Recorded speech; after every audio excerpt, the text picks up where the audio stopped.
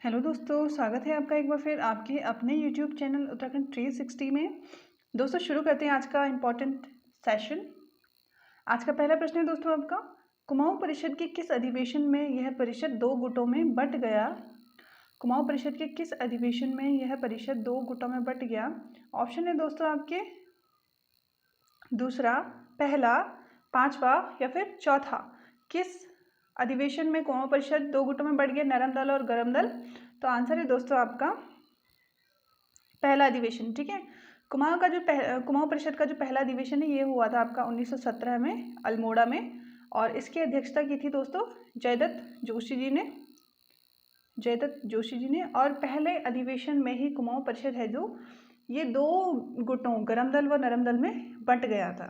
ठीक है दोस्तों, आप कमेंट में बताइएगा कि जो कुमाऊं परिषद है इसकी स्थापना कब हुई। बढ़ते हैं आगे। अगला प्रश्न है दोस्तों आपका, नायक सुधार समिति की पहली बैठक कहाँ हुई? ऑप्शन है आपकी अल्मोड़ा में, नैनीताल में, बागेश्वर में या फिर पौड़ी में। नायक सुधार समिति की पहली बैठक हुई दोस्तों आपका नैनीताल में। ठीक है, ये हुई आपकी नवंबर 1919 में। ठीक है दोस्तों, नवंबर 1919 में। देखिए, नायक जाति के बारे में हम पिछली वीडियो में देख चुके हैं। नायक जाति भारती चंद के समय उत्पन्न हुई थी, जब भारती चंद का 12 वर्षीय युद्ध लड़ा गया था। भारती चंद ने जब 12 वर्षीय युद्ध लड़ा था डोटी के विरुद्ध, तो उस बीच जो भारती चंद की सेना थी उसने वहाँ के आसपास की जो महिलाएं थी उनके साथ अवैध संबंध बना के उनसे जो पुत्र हुए, उससे जो संतानें हुई, उन सभी संतानों को नायक कहा गया। ठीक है दोस्तों, और उन स्त्रियों को कटकाली कहा गया, ये हमने पढ़ा था। तो दोस्तों जो ये नायक जाति थी, यह इसकी जो कन्या मतलब इस जाति में जो कन्याएं थी वह वैश्यावृत्ति के कामों में लगी थी, जिससे कि समाज पर भी काफ़ी कुप्रभाव पड़ता था इसका, और उन बच्चियों के जीवन पर भी इसका बहुत ज़्यादा बुरा असर देखने को मिलता था। तो जो हमारे उस समय के नेता थे काफ़ी फेमस, उन्होंने इस प्रथा को बंद कराने के लिए आवाज़ उठाई, और इसी के लिए उन्होंने नायक सुधार समिति गठित की, और उसी की पहली बैठक आपकी 1919 में हुई थी। कहाँ हुई थी दोस्तों? नैनीताल में। और फिर जो नायक सुधार कानून अधिनियम जो बना, ये बना आपका 1928-29 में। ठीक है दोस्तों, 1928-29 में फिर ये कानून बन गया था। और कानून क्या बना कि 18 वर्ष से कम आयु की जो बच्चियां होंगी वह वैश्यावृत्ति नहीं कर सकती, यह कानूनन अपराध है। ठीक है, तो ध्यान रखेंगे नायक सुधार समिति का यह इंपॉर्टेंट प्रश्न। बढ़ते हैं आगे। अगला प्रश्न है दोस्तों आपका, काशीपुर में खद्दर आश्रम व एक विधवा आश्रम की स्थापना कब की गई? तो ऑप्शन है आपके 1916 में, 1917 में, 1918 में या फिर 1919 में। तो इसका आंसर है दोस्तों आपका काशीपुर में यह जो स्थापना की गई खद्दर आश्रम की, यह हुआ आपका 1918 में। ठीक है दोस्तों, 1918 में काशीपुर में खद्दर आश्रम की स्थापना की गई थी, और यह खद्दर आश्रम जो स्थापित किया गया था, इसकी प्रेरणा थी आपका स्वदेशी अपनाओ। ठीक है दोस्तों, स्वदेशी अपनाओ, स्वदेशी के प्रचार प्रसार हेतु इसकी स्थापना यहाँ पे की गई थी। और उस समय हम देखते हैं, जब हम हिस्ट्री पढ़ते हैं, उस समय काफ़ी ज़्यादा बढ़ावा दिया गया था खादी वस्त्र उद्योग को। खद्दर पहनो, खादी वस्त्र उद्योग अपनाओ, यह उस समय बहुत ज़्यादा चर्चाओं में रहता था। तो उसी के चलते काशीपुर में भी 1918 में एक खद्दर आश्रम की स्थापना हुई, और उसके साथ ही एक विधवा आश्रम भी स्थापित किया गया। बढ़ते हैं आगे। अगला प्रश्न है दोस्तों आपका, पंडित मोतीलाल नेहरू अल्मोड़ा कब आए? ऑप्शन हैं आपके 1919 में, 1920 में, 1921 में या फिर निम्न में से कोई नहीं। तो मोतीलाल नेहरू आए आपके अल्मोड़ा 1920 में। ठीक है, असहयोग आंदोलन चल रहा था उस समय यहाँ पे, असहयोग आंदोलन, और वह भी असहयोग आंदोलन के प्रचार प्रसार के लिए अल्मोड़ा आए थे, जहाँ पर उन्होंने विशाल जनसमूह को संबोधित किया और उससे कहा कि भाई विदेशी चीज़ों का त्याग करो, और जैसे विदेशी वस्तुओं की होली जलाओ, और जो हमारा स्वदेशी है उसको अपनाओ। तो ध्यान रखेंगे पंडित मोतीलाल नेहरू कब आए? 1920 में आए अल्मोड़ा। बढ़ते आगे। अगला प्रश्न है दोस्तों आपका, कुमाऊं ग्रीवेंस कमेटी कब गठित की गई? ऑप्शन है आपके 1920, 1921, 1926 या फिर 1930। तो कुमाऊं ग्रीवेंस कमेटी है जो यह गठित की गई दोस्तों 1921 में। बढ़ते हैं आगे। अगला प्रश्न है दोस्तों आपका, राज्य में प्रतिवर्ष किस तिथि जल दिवस मनाया जाता है? ठीक है, जल दिवस मनाया जाता है। राज्य में किस तिथि को जल दिवस मनाया जाता है प्रतिवर्ष? ऑप्शन है आपकी 22 मई, 23 मई, 24 मई या फिर 25 मई। तो आपका आंसर है दोस्तों 25 मई। देखिए दोस्तों 2017 से प्रतिवर्ष 25 मई को राज्य में, उत्तराखंड में क्या हो रहा है? जल दिवस मनाया जा रहा है। ठीक है, ध्यान रखेंगे। बढ़ते हैं आगे। अगला प्रश्न है दोस्तों आपका, अंग्रेजों को भारत से निकाल दो, यह कथन किसका है? ऑप्शन है आपके भक्त दर्शन का, भैरवदत्त धूलिया का, तारादत्त गैरोला का या फिर जयदत्त का। तो अंग्रेजों को भारत से निकाल दो, यह कथन है दोस्तों आपका भैरवदत्त धूलिया का। ठीक है दोस्तों, ध्यान रखेंगे। भैरवदत्त धूलिया ने कहा था कि अंग्रेजों को भारत से निकाल दो। कथनों से भी प्रश्न बनते हैं, तो ध्यान रखेंगे यह कथन आपका भैरवदत्त धूलिया जी का है। अगला प्रश्न है दोस्तों आपका, पुराणों में किस नदी को विष्णुपदी आदि गंगा कहा गया है? ठीक है, पुराणों में किस नदी को विष्णुपदी आदि गंगा कहा गया है? ऑप्शन है आपके गंगा, यमुना, सरस्वती, अलकनंदा। तो आंसर है आपका दोस्तों अलकनंदा। अलकनंदा को ही पुराणों में विष्णुपदी आदि गंगा कहा गया है। ठीक है, ध्यान रखेंगे दोस्तों। बढ़ते हैं आगे।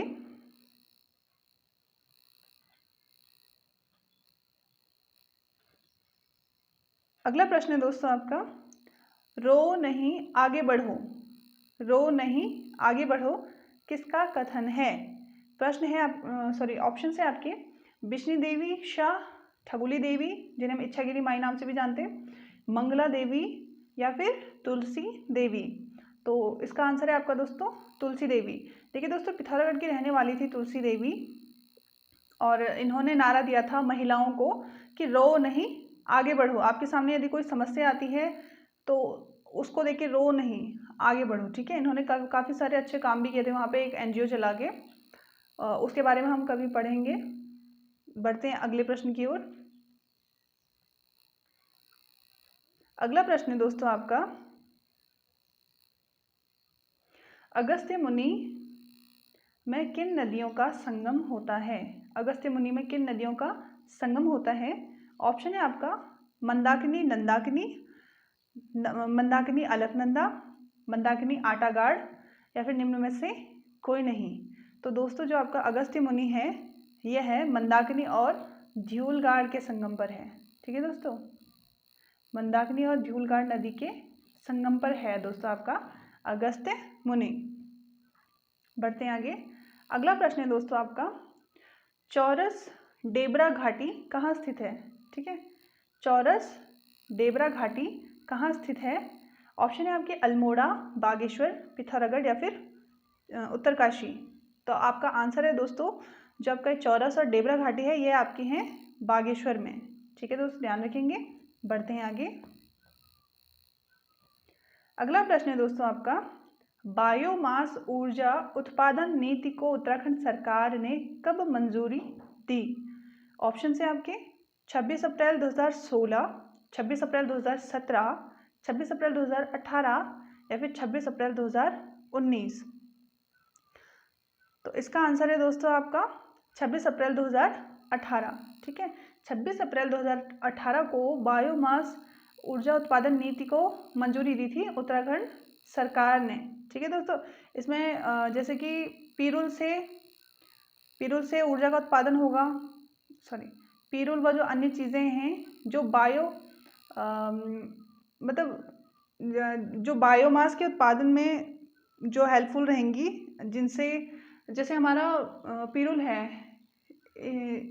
मतलब इसको हम इस प्रकार से यूज़ करेंगे कि ऊर्जा उत्पादित होगी। लेकिन दोस्तों आपने नोटिस किया होगा कि कहीं पे यदि पिरूल है या फिर अन्य चीज़ें हैं जो एक जगह पे बहुत ज़्यादा जब इनका इकट्ठा मतलब ये जमाव हो जाता है तो यहाँ पे एक गैस निकलती है बहुत तेज़, मतलब असहनीय होती है, इतनी गर्मी हो जाती है यहाँ पे। या फिर हम जब गोबर निकाल के एक जगह पे जब हम बार बार इकट्ठा करते रहते हैं, जब उसका बहुत बड़ा जमाव हो जाता है एक जगह पे, और जब हम उसे खोदना शुरू करते हैं उसी गोबर को, तो उसके अंदर से ही इस प्रकार की गर्मी निकलती है, इस प्रकार की गैस भी निकलती है, गर्मी और गैस की वो असहनीय होती है। तो उसी प्रकार मतलब जो हमारी ये गैस और जो ये गर्माहट है, ऊर्जा है, इसको हम किस प्रकार यूज़ कर सकें। यहाँ पे तो यूज़लेस है ये, किंतु अगर हम इसे व्यवस्थित ढंग से करेंगे तो हमारे लिए ऊर्जा का काम करेगी। ठीक है दोस्तों, ऊर्जा का काम करेगी। तो इसी प्रकार की ऊर्जा के लिए 2018 में सरकार ने मंजूरी दी थी। बढ़ते हैं आगे। अगला प्रश्न है दोस्तों आपका, त्यूनी जल विद्युत परियोजना किस जनपद में है? त्यूनी जल विद्युत परियोजना किस जनपद में है? ऑप्शन है आपके देहरादून, उत्तरकाशी, रुद्रप्रयाग या फिर टिहरी। तो दोस्तों त्यूनी जल विद्युत परियोजना है आपका उत्तरकाशी में टोंस नदी पे। ठीक है दोस्तों, ध्यान रखेंगे कौन सी नदी पे है, टोंस नदी पे। बढ़ते हैं आगे। अगला प्रश्न है दोस्तों आपका, अल्मोड़ा प्रकार की मुद्राओं में से निम्न से उल्लिखित नाम नहीं मिले हैं, मतलब निम्न में से कौन सा नाम उसमें उल्लिखित नहीं है अल्मोड़ा प्रकार की मुद्राओं में? ऑप्शन है आपकी मगभद्र, शिवपालित, गौमित्र या फिर शिवदत्त। तो इसका आंसर है दोस्तों आपका ऑप्शन नंबर 3 गौमित्र। गौमित्र का नाम अल्मोड़ा प्रकार की मुद्राओं से नहीं मिला है, बाकी जो 3 नाम हैं यह अल्मोड़ा प्रकार की मुद्राओं से मिले हैं। ठीक है, अल्मोड़ा प्रकार की जो मुद्राएं हैं जो अल्मोड़ा से मिली हैं कुड़िंदों की, उनमें ये इन राजाओं के नाम मिले हैं, जबकि गौमित्र का नहीं मिला है। गौमित्र आपका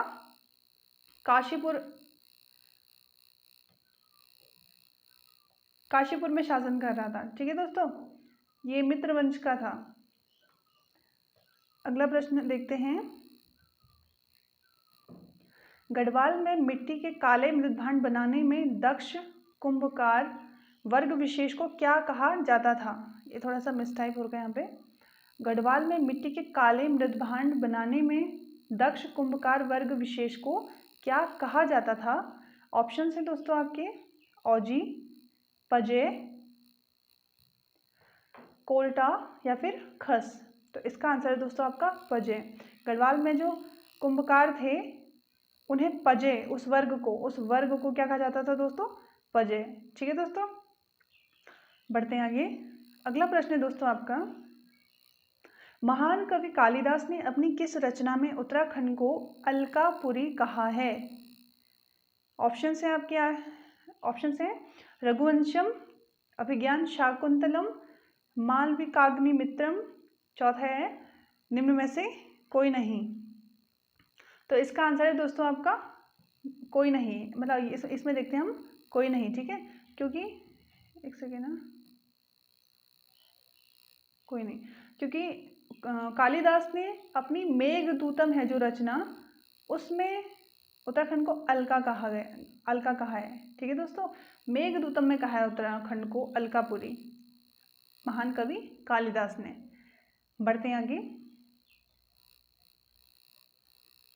अगला प्रश्न है दोस्तों आपका, राजशेखर की काव्य मीमांसा में कृतपुर या कर्तृपुर हम कहते हैं, इसमें थोड़ा सा मिसटाइप हुआ है,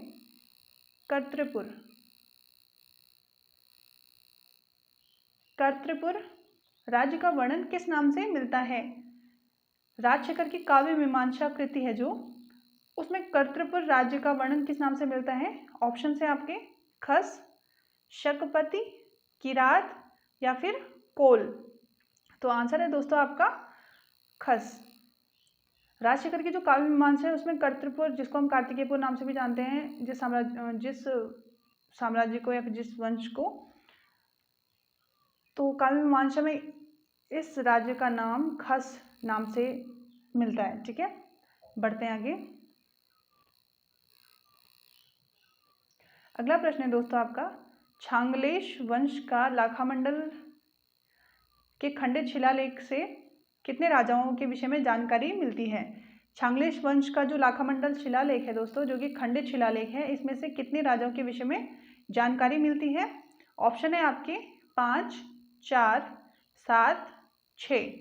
तो इसका आंसर है दोस्तों आपका ऑप्शन नंबर 3, 7। छांगलेश वंश का जो लाखामंडल शिलालेख है, इसमें से 7 राजाओं के बारे में जानकारी मिलती है। ठीक है दोस्तों, बढ़ते हैं आगे। अगला प्रश्न है दोस्तों आपका, नृत्याध्याय किसकी रचना है। ऑप्शन है आपके रुद्रचंद, रण बहादुर, अशोक चल या फिर निम्न में से कोई नहीं। तो देखिए दोस्तों, नृत्याध्याय नामक जो पुस्तक है, यह अशोक चल ने लिखी है। ठीक है दोस्तों, बढ़ते हैं आगे। अगला प्रश्न है दोस्तों आपका, पौरव जो ब्रह्मपुर पर्वताकार राज्य था, उसके राज्य प्रशासन में परमातार क्या था।